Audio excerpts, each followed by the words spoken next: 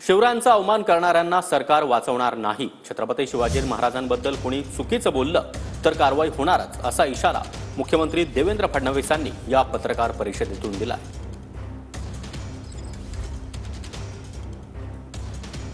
छत्रपती शिवाजी महाराजांच्या बद्दल अवमानकारक कोणी वक्तव्य करता आणि त्याला सरकार कोणालाही वाचवणार नाही।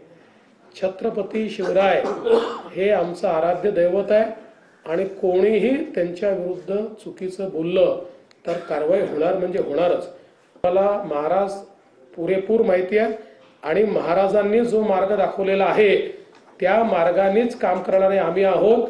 आम्ही तर पहिल्या दिवशी सांगितलं की आम्ही तिघही मुख्यमंत्री उपमुख्यमंत्री म्हणून नाही, छत्रपती शिवरायांचे मावळे म्हणून या ठिकाणी काम करतो। त्यामुळे मला असं वाटतं की अशा प्रकारे विनाकारण काहीतरी गोष्टी सांगणं हे अत्यंत चुकीचं आहे।